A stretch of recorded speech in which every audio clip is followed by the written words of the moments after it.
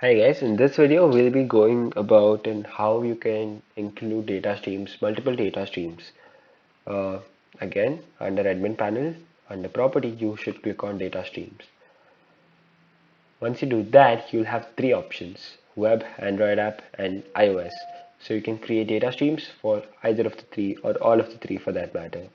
For this video, we'll be going with web because this is the website that we have and we don't have an Android app or iOS app for the particular website. You can click on web. Over here you have to put the name of your website, the URL, and here the name, agency 7. As you can see here, enhanced measurement is already turned on, and you can click on the configuration setting to know what all is already tracked. Page views, scroll ups, outbound links, site search, form interactions, embedded YouTube videos, file downloads. All these will be tracked automatically. I wouldn't change anything or keep anything off because I want everything to be tracked automatically. So I can create stream. Once that is done, you will see something like this, where you will be able to mm, yeah, you will be able to see all your settings and yeah. Hi friends, in this video we'll be looking into how you can use this tag measurement ID and put it under your website. Firstly, you can click on view tag instructions. Okay, so once you do that, you will have all the instructions over here, right? You can choose any plugin that you want according to your CMS, whichever works for you. And because my website is on web WordPress, I'll go with Site Kit plugin.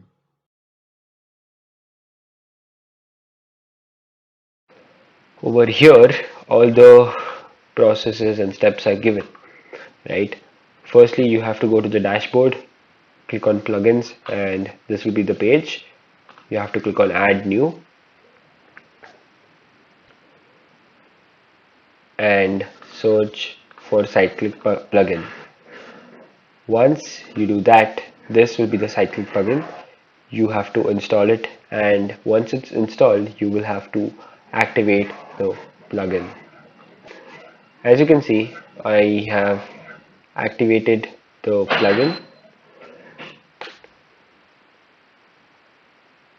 Now you can simply click on go to dashboard, or you can click on the site click and go to dashboard.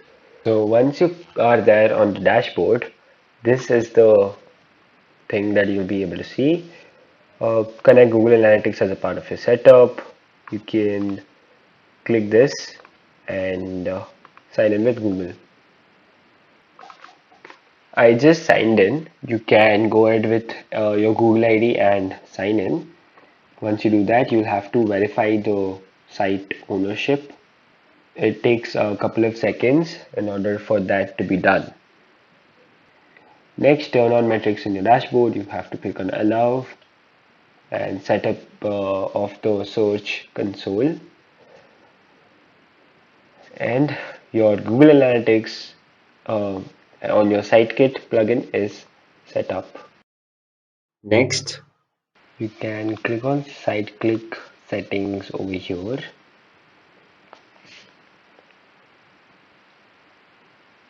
and go to complete setup for analytics. Now you can again go to data streams and click over here and view tag instructions. If at all you want to look into all those steps and follow it,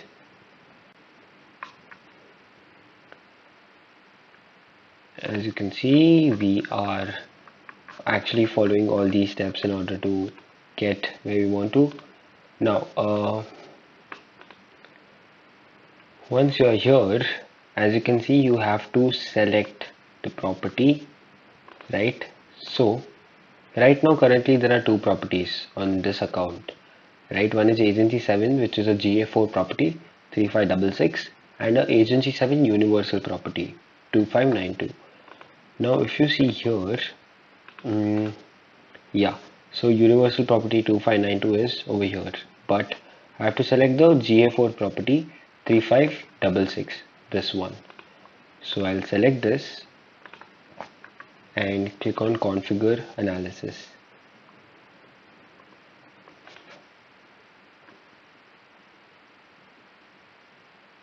Once I do that, the analytics is linked with the Google Sitekit.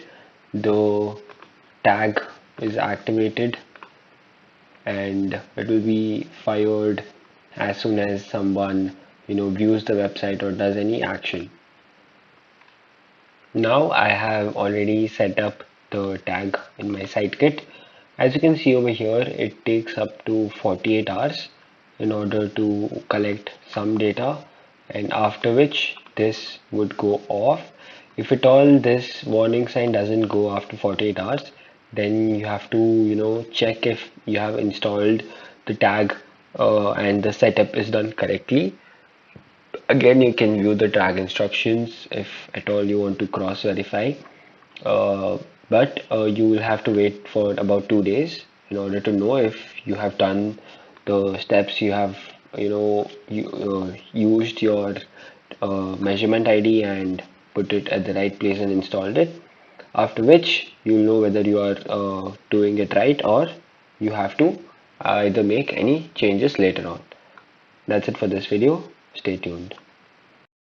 Hi guys, in this video we'll be looking into how you can actually see the reports generated by the tag installation that you have already done in the previous one. You can click on reports over here,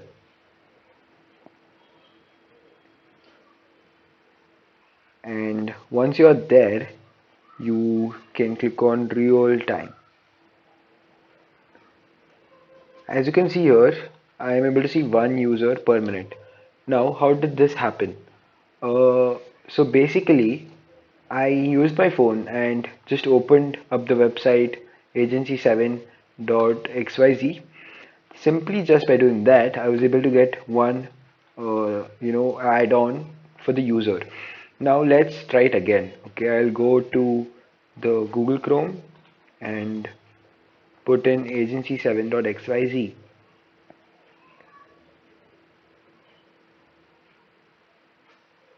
I'll just scroll and maybe click on something over here.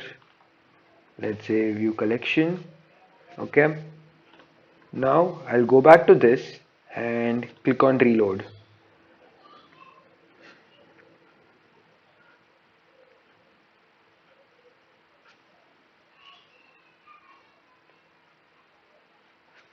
As you can see, I'm able to see two users. One was just 3 minutes ago and the other one was 1 minute ago, which I just now did, right? And as I said you, the first one, I the first view was from my phone, mobile phone, and the second one was from the desktop. You can see this data as well over here, right? If you click on view user Snapchat snapshot, you will also be able to see the time at which a person has clicked, the user engagement, scroll, page view, etc., etc. Right? This is how you can use reports and get your data, collect your data, depending upon which you can optimize your website, your products, etc. Hi friends. So in this video, we will be looking into how you can create events, right? Firstly, you can head to admin panel,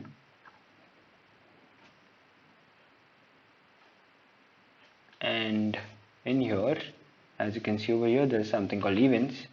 You can click on that and this will be open. So basically, these are used to track conversions, right? Let's say if I turn all of these on, then each of this action taking place will count as one particular conversion. That if, let's say, anyone views any page of my website, it will be counted as one conversion. If anyone fills a form, that will be counted as one conversion. If anyone scrolls through my website, any page, each scroll will be counted as one count. Again, first visit, whoever visits my website for the first time will be counted as the first you will be counted as one conversion. Now, a small problem here is that page view over here, which is a default thing, is generalized. So no matter a person visits any page on my website, it still would count as one, right? Let's say if I go to the home page, that'll be one. If I go to check the shoes on the website, it will be counted as a second view. Then if I go to check the clothes on the website, it will be counted as page view 3. So I don't want that data because it doesn't help me, right? It doesn't help me better, it doesn't help me analyze things in better way. Rather, what I can do is I can simply link my thank you page or maybe my checkout page, right? Preferably a thank you page, and each time someone lands on the thank you page, which is right after the purchase, right after making the payment, that is when it is counted as one particular conversion. So you can do that by creating creating an event for that, right? You can click on create event over here. Once you do that, click on create. Over here you can give any custom name. um, let's say I'll give it purchase underscore done, right? Over here these are the parameters, right? So basically, again, this can be anything. Okay, event name equals to now value. What is value? Now you will have a lot of pages on your website, right? So those pages will have particular URLs. Now let's say a checkout page will have checkout as a word in the URL. A cart page will have cart, C-A-R-T spelling in the URL. A thank you page will have thank you in the URL. Likewise, what I will do is I will just put thank you because this particular thing is there on my URL. So each time anyone visits the page with the URL thank you, it will be counted as one particular conversion. Likewise, you can add even further conditions. This is one condition.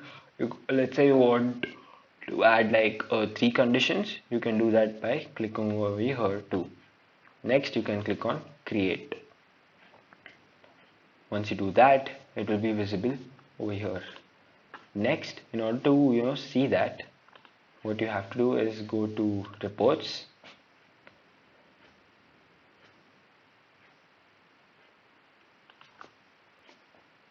under reports, extend the acquisition and go to traffic acquisition.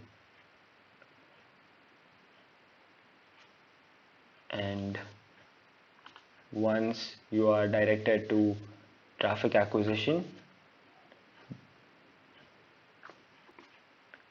you need to scroll down, and as you can see over here, there is some particular data given over here.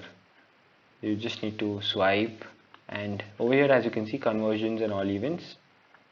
As you can see, our purchase done event is over here. Once I click on that, it will show the data for purchase done, right? So as you can see, we have successfully, in this video, we have successfully learned to create an event which will help us target conversions in a more specific way that can benefit us. And here is where, under reports and traffic acquisition, is where you can see the data for the numbers for whatever event you have created. That's it for this video. See you in the next video.